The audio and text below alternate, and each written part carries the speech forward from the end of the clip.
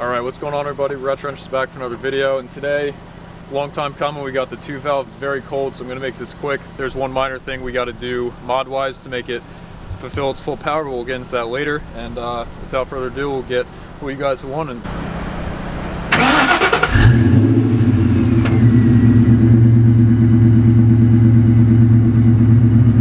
Alright, it's fired up. Let's check it out. Put a new intake in, JLT, because it's easier to tune from mass projection. So it used to be that chrome SR Performance one, cheap little intake. Now we got the black one. It's all ducked in the wheel well, so nice and covered up. But yeah, she sounds real good. She's healthy. We'll show you the dyno sheet in the car, and let's get going. Huge shout out to Matt in Delaware with Performance Evolution. But it is extremely cold. We got the car tuned. You can hear the rumble right now. It's subtle because we put the CAD X pipe back on just for unfortunately we have an expired inspection sticker, so it's a little tamed with the X pipe. But once we go uncat it and we go to the off-road X pipe, it's going to really wake up the cams and change the tone a little bit. But you could feel it. I can feel it under my feet right now, and I can even hear it. All right guys, so we made it on the highway. It's probably going to be a little hard to hear, so I'm going to speak loudly because this car is not a fun highway cruiser. But anyhow, the car's tuned great by Matt down in Delaware. Thank you again. Huge shout out to him for tuning this car up for us. It drives great. I did mention on camera in the beginning, the only thing we got to adjust is the fuel pump. So he showed us a chart, and around 6,000 RPM, you can see a big dip down, and that's when the fuel pump cuts out on its duty cycle. So essentially the stock pump on this car should be able to withstand the stage 2 comp cams, but it's actually a faulty pump, and you can see from the graph. So Matt gave us a Walbra fuel pump kit all in one, so we're going to make a video on how to replace the fuel pump since it is faulty. And then once we do that, we can get some better pulls, because he said the engine will lean out above like 4,800 RPM with this faulty fuel pump, which I don't want to risk doing. So we'll definitely have a video coming very soon for that. Overall, we're going like 75, and it pulls, oh yeah, those 373 gears combined with the limited slip and then the cams, it's all just making this car come together so nice. So super excited to have it back on the channel, and we're gonna have a lot of content coming soon. So the reason I wanted to go with Matt, everywhere online speaks nothing but good things of him. They speak very highly of his tuning capabilities and just overall mechanical skills. So I definitely wanted to have the car in good hands. It is over 2 hours from where we are in New Jersey down to Delaware, but I figured it'd be highly worth the wait and the money to bring it down to Matt versus someone else that I don't really know. I want to have the best tune on this 2 valve here. Yeah, first things first, that fuel pump, and then after that I definitely want to look into some aftermarket seats, maybe with some good seats out there like the Sparco, yeah, Braun, something like that. So Zach's getting rollers right now. We got our buddy Zach over there. Thank you, shout out to him doing rollers. We pushed 288 to the rear wheels with a torque of 316.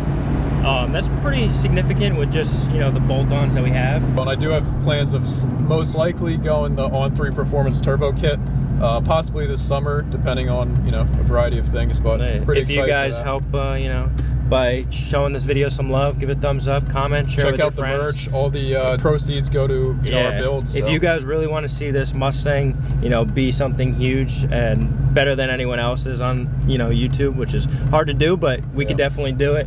If you want to support us in that way, we'd appreciate that. This car especially has a big following on a lot of platforms. It's just such a low cost but like moddable car, and they're fun to drive.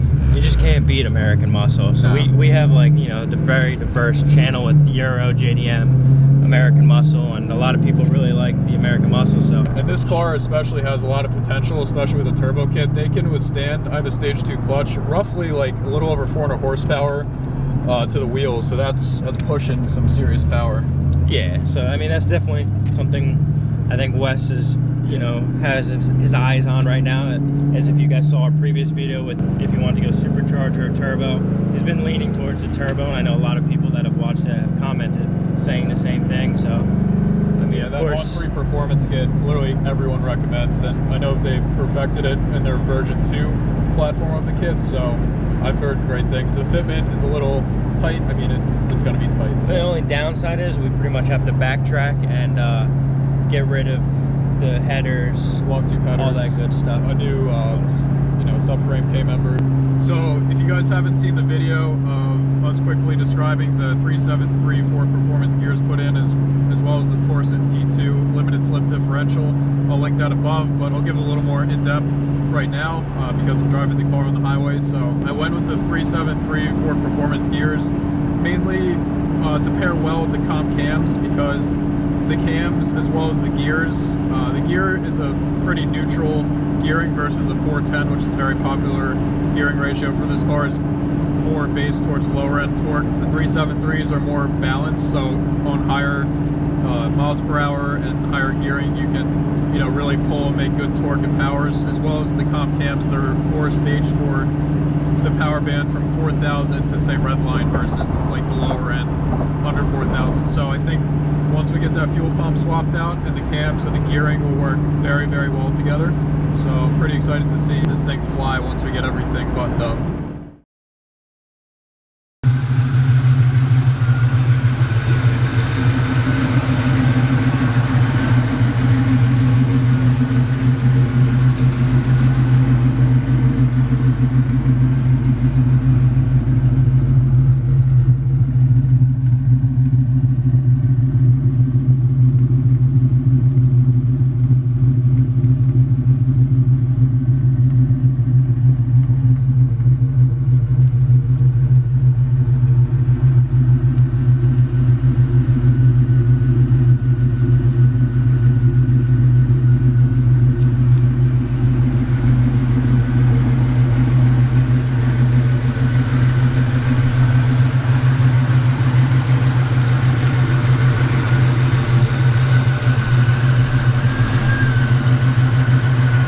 Alright guys, it is freaking freezing, but we made it to our classic park location and just did a walk around of the car. It sounds really good and healthy. I'm going to give it a couple revs so Austin can hop behind and you guys can hear that from the back end of the car, and then do some slow drive-bys and do the exhaust clips now.